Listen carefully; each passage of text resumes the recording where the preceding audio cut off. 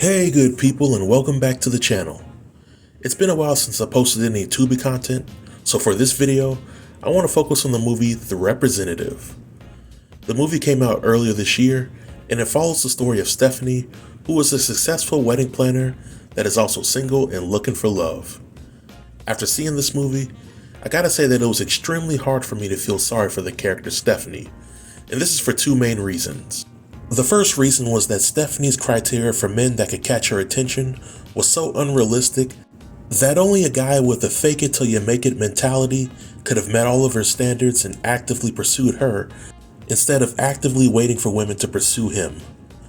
And just so that we're all on the same page, in the movie, Stephanie joins an exclusive dating app that only allows men to join if they're making over $250,000 a year. In addition to the man needing to make six figures, he also has to be attractive, successful, God-fearing, have a good relationship with his mother, be masculine but not toxic, have no kids, and he needs to appreciate all the hard work that she puts in. Now, while Stephanie is a fictional character, there are scores of women out there that share this mentality, and the harsh reality is that most of the men who typically fit every single one of these criteria likely make up less than 1% of the men in the dating pool.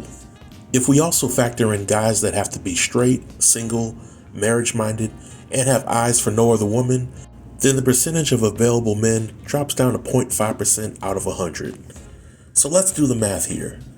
If over 50% of women are searching for less than 0.5% of men out there, what are the remaining 99.5% of men supposed to do if they don't want to be alone? Sure, there's going to the strip clubs, or exotic fellowship halls as I like to call them. And sure, most guys could hold out until a woman is ready to lower her standards to be with them. But most guys who fit into these categories either pretend to be somebody that they aren't, with hopes of getting the proverbial pot of gold, or they're content with being themselves, even if it means that they'll get rejected by 95% of the women out there. Now during the movie, after Stephanie lists the criteria for all the men that she's looking for, she takes several thirst trap pictures and posts them to her profile. Now first things first, Stephanie is a grown woman, and if she wants to post thirst traps on her profile, she's well within her right to do so. But speaking from one man's point of view, if I was single, God-fearing, successful, I made a lot of money, and I had a great relationship with my mother, I wouldn't want a woman posting thirst traps for the world to see. If I had all those qualities, I would want a wife who had some level of discernment and etiquette. Now, if I had some heathen ways about me, then sure, I wouldn't pass much judgment on Stephanie's profile pictures. But I say all that to say that when singles who are actively trying to date come into the picture with a laundry list of criteria for their potential partner, and they find somebody who fits every single criteria, then they gotta ask themselves if the situation is not too good to be true. I know that as a guy, if I found a woman that looked like a supermodel, that had an amazing personality, that was willing to cook 3 meals a day from scratch, work full-time, help me pay all the bills, and she would allow me to give her that good old pickle tickle whenever I wanted, I would use some level of due diligence just to make sure I wasn't getting punked or set up. I just wish that more women would do the same. The second point that I wanted to make was that Stephanie turned a blind eye to many red flags throughout the movie, that by the time that she learned that she had been played, the damage had already been done.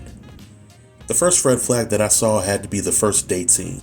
Stephanie matches with a guy who claims to be rich, and his idea of the perfect first date is to quote-unquote rent out a bootleg Buffalo Wild Wings so that he and Stephanie could have a place to themselves. And although the ambience was very nice, the two exchange pleasantries while feasting on made-from-scratch chicken wings that are served to them out of a cardboard box. I'm sorry, good people, but I don't know too many rich folks, let alone middle-class folks, who would rent out a chicken spot just for a first date. And who's to say that he actually rented out the entire place? He could have been cool with the manager, who did him a solid by opening an hour early, while making Stephanie think that he just did something special for her. But this gesture impressed Stephanie so much so that she ended up kissing him less than 5 minutes after knowing him. I'm not here to call Stephanie an idiot, but her actions lacked common sense. To further elaborate on my point, I gotta present another piece of evidence. After the guy spends big bucks renting out a chicken spot for Stephanie, his next two follow-up dates are a home-cooked meal at Stephanie's place and lunch at a park. I gotta say these dates are a lot more thoughtful than my usual date at Costco's food court, but no genuine guy is gonna start off whining and dining a woman only to regress and resort to taking her to picnics in the park. And throughout the movie, Stephanie eventually notices that the guy doesn't stay over her place past 9 p.m., that he's never invited her to his house, that he always has to answer business calls, and that he's always driving different cars. And even with all these red flags, Stephanie still needs more convincing. Once again, I'm not saying that Stephanie's an idiot, but her actions completely lack common sense. So to speed things up, the big reveal is that Stephanie has fallen in love with the con man who stole money from her and was stealing from other women.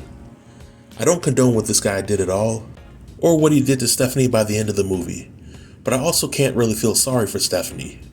If we're keeping it real, then Stephanie should have lowered her standards just a tad bit while carrying herself with a little more class if she wanted a guy that would do right by her.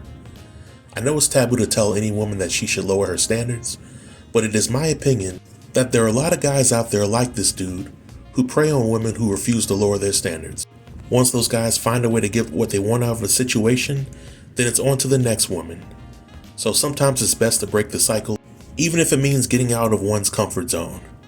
But that's some of my thoughts on the movie, and this marks the end of the video.